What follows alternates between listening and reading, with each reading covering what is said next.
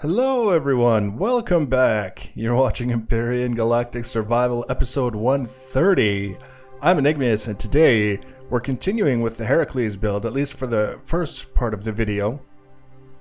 Kind of doing things a little bit different this time around, but you'll see when we get to it. Last episode we set up the frame, the working frame that we're going to be building on, and then we started working on this great big glass tube. It began with the glass bulb in the middle where the cockpit is, and then we built a platform out in either direction and basically encasing the whole thing in glass. And this is going to be the central conduit through which you will travel to get to the various different destinations within the ship. So we'll have one area for constructors and probably storage in that same area. We'll have another area for the garden. We'll have another area for the things that are necessary that we don't frequently interact with, like generators and stuff like that, and basically have everything roughly compartmentalized and pressurized so that when you're working in those areas, anywhere that you were likely to spend time will have oxygen, so that you don't have to worry about what your suit's oxygen levels are at.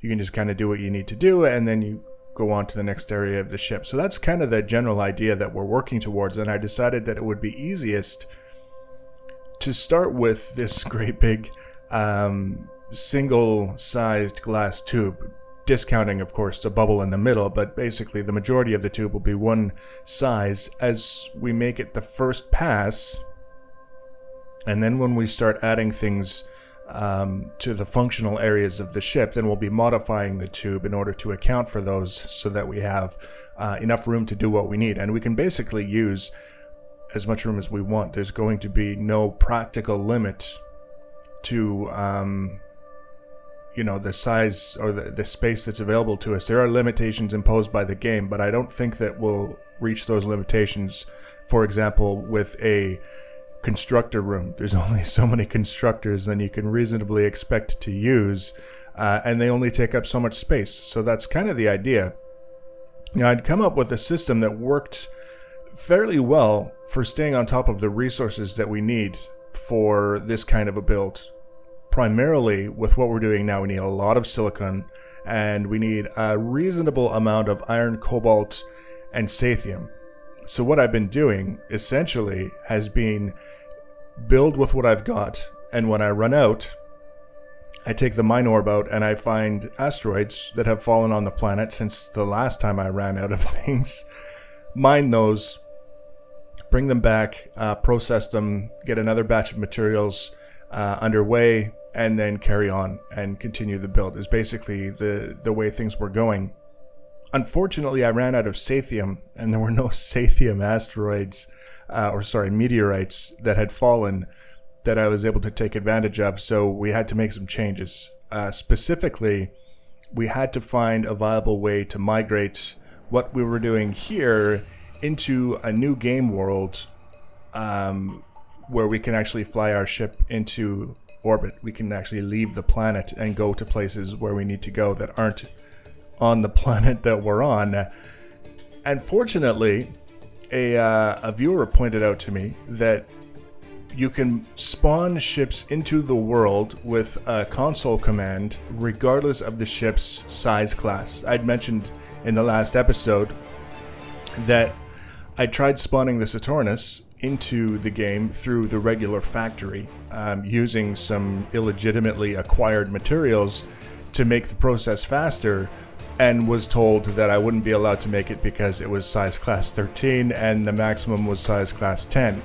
By using the console command to spawn ships without the material requirement, it also spawns them without a check for the size class, so that you don't have to worry about it. Consequently, I was able to make a shiny new Saturnus, load it up with everything that I need in a brand new world, and take it off to Oscutune, where I was able to start setting up a new base.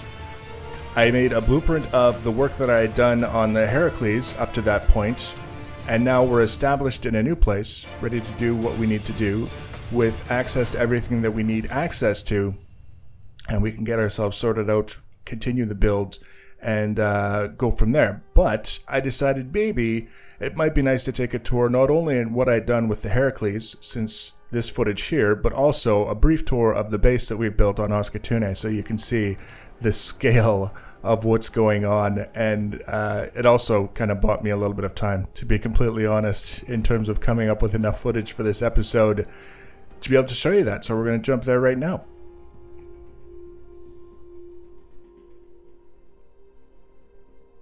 And here we are, Oscutune version 2.0. It's the same planet, but very different. Looking up at the glass tube that's got some paint going on. We'll talk about that momentarily. It's nighttime. It's either, I feel like it's either nighttime or raining on this planet all the time. It's like always dark, and it's supposed to be the beachside paradise. It's not doing a very good job of being a beachside paradise, I have to say, but we're going to get by. We don't actually need a ton of light to see what we want to look at for today's episode. We're going to take a quick look at what we've been doing with the Heracles, and then we're going to take a quick look at what we've been doing with our new base on Oscutune, just so you can see, because it was actually a pretty time-consuming element. This is the glass tube that I've been talking about, and it carries on all the way out there. It's a very long glass tube, and then it goes down that way. You can see the bubble in the middle where the cockpit is, and then it continues on all the way down,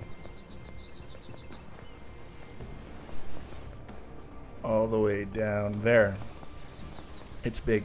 It's very big. This is, if you missed the last episode, this is the central conduit through which you'll travel to get to the various different destinations within the ship.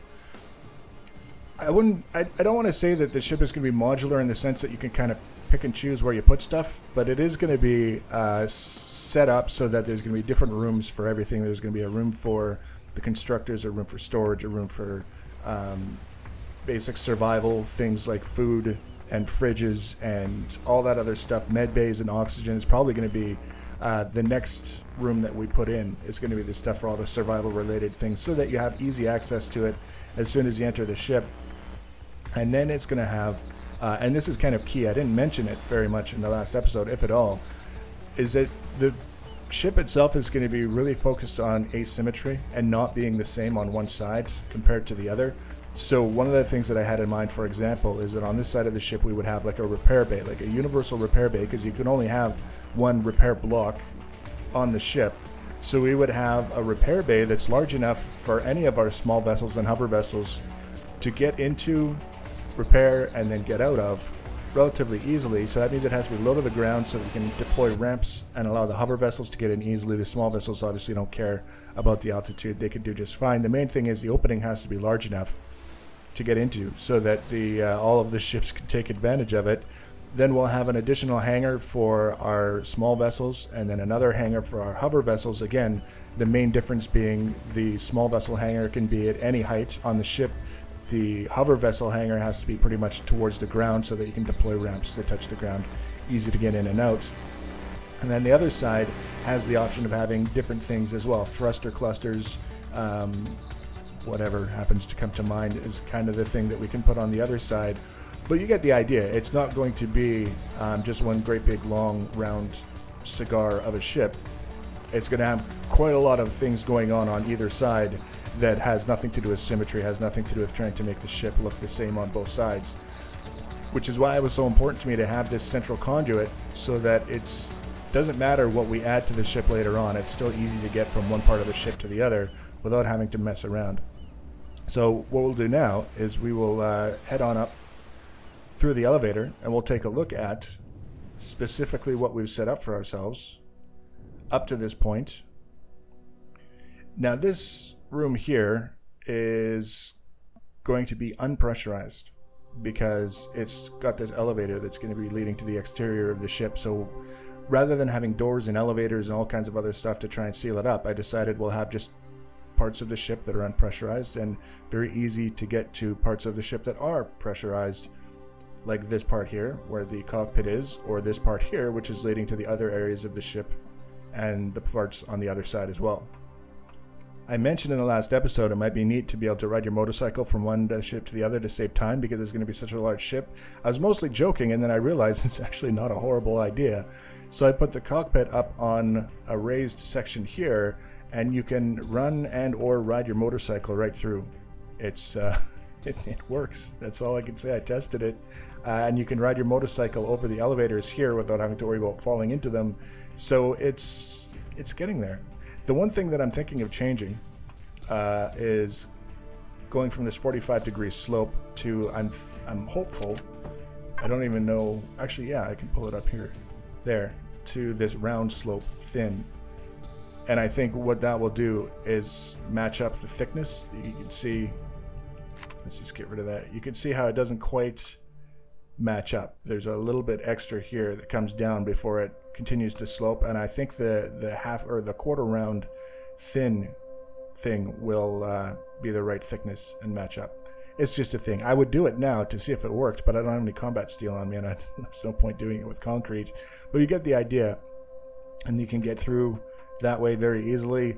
And then the idea that I came up with, and it helps a little bit, is that you've got these glass elements with frames, and then you've got these platforms that have the white dot in the middle. And if it weren't for the white dot in the middle and the glass frames, as you're running along, it would be very, very difficult to get the sensation of motion. Even having these cross little lines here between the different platforms still might not be enough to kind of make you really feel like you're going anywhere. So I tried it with just the default color, which is this sort of blue-gray. And I decided to try it also with alternating different shade of blue with the blue-gray going all the way down. And it seems to help a little bit to provide that sense of motion wherever you want to go. You're just running along and you definitely feel like you're getting somewhere. Down towards the end of the tube here, we have a door. And what this leads to will depend on what we decide to put at the very front of the ship. And it's the exact same on the other side, all the way down there. And what you go through, or what you get when you go through the door down there, will kind of depend on what we decide to put at the very end of the ship. Probably something to do with generators and really big thrusters, but we'll have to wait and see. The point is, they don't just terminate in nothingness. There's a door that will allow you to go into something once we decide what that something is. So that's what we've been doing with the Heracles, and I really didn't feel like you guys needed to see the process of finishing the tubes, because we just showed for the first 5.5, 6 minutes of the video the process of building the tube. And once you've seen that much, you've seen the whole thing. Basically, it's just a question of time whether or not you want to watch the rest. And I don't think most people did. So, skip that part. Now, as dark as it is, I can still show you what we've been doing in terms of our base here on Oscutune, because we're not going to be doing it with the default visuals. We're going to go like this. And this way you can see pretty much everything very, very quickly and easily. And we're also going to switch to the drone because it's just easier to get a good vantage point. Now, these light green lines that you see are walls underneath the platform that extend all the way to the ground. That's where the structural strength of the platform comes in, and that's why we're able to have this great big sheet of concrete basically in the middle of the ocean with an island at its center. That's sand right there, and it kind of goes around the other side of this little miniature base that we've got going. And this was an island. This sand that you're seeing here is basically an island in the middle of the ocean, and we decided to make that as the basis for our base and then build around it on top of the water. So far it's been working pretty well. You can see this is where it was very, very shallow in the water, and the single layer of concrete made contact with the ground. And then of course when the water started to get deeper, that's when we had to start building walls. It actually gets quite deep, especially over here, I was noticing. And when I'm building, especially the walls under the water, I'm using the drone, so I don't have to worry about oxygen for that guy down there.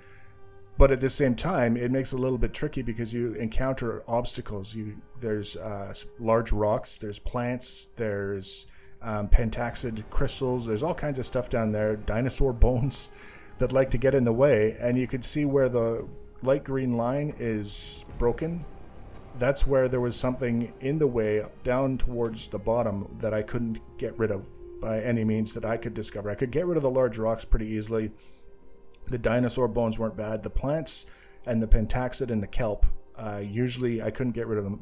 Previously, I would use my pistol to shoot them, and it would destroy them, and then they would be gone. But it won't let you shoot your pistol underwater anymore, so that was kind of out. But it didn't really affect things too badly. I was still able to continue with what I was doing, but it's a little bit deceiving just how deep the water is, because we went through a lot of concrete out in this area here, just building the walls down before we could build the panels in between. Right now, from this part here where the core is to the farthest point of the platform out there, that's the maximum allowable distance from the core for this side. And then over here from the core out that way is the maximum allowable distance. I still have to extend it out that way and out that way. When that's done, then we'll have the kind of room that we need to do the really large builds. Ironically, once this build is done, we're going to be moving our operations into space now that we can actually leave and go do what we need to do off planet without having to worry about crazy frame rate issues and things like that, like we did with the Saturnus. So I still have 3 ships that I need to import into this world. I still want to finish off the platform, large as it's going to be, despite the fact that it's not necessarily going to be as useful as it would be if we were landlocked. And then once everything is all said and done, we should be in pretty good shape to move forward. I still have to go explore the planet. I have to raid all the points of interest, which is very important because that's where I'll get the modules for the new armor system to upgrade my armor and do all that stuff. And then also, we have all of the resource nodes on this planet that are untouched, so we can place auto miners over them, whereas previously, before the auto miners were introduced to the game, I had raided most of the resources on Oscutune and taken everything that I needed, but left nothing for the auto miners to work on. So there's all kinds of stuff left to do to get situated, get caught up to speed where we left off from the previous world. And we're making good progress here, even though it's still just a great big glass tube. But the next episode is going to be focused again on the build. We're going to just carry on with the build and maybe from time to time do a little bit of a brief spotlight on the base as we reach major milestones and it becomes more functional as a result. But mostly we'll be focusing on the basic modules, the survival equipment that we need on a ship, as well as storage and constructors and things like that. And then we'll just kind of go from there. So if you want to be notified about the next and future episodes, the easiest way to do that is to subscribe to my channel or follow me on social media. Links for social media are always in the information section below the video. Feel free to leave your comments and feedback. Thanks for watching, guys, and take care.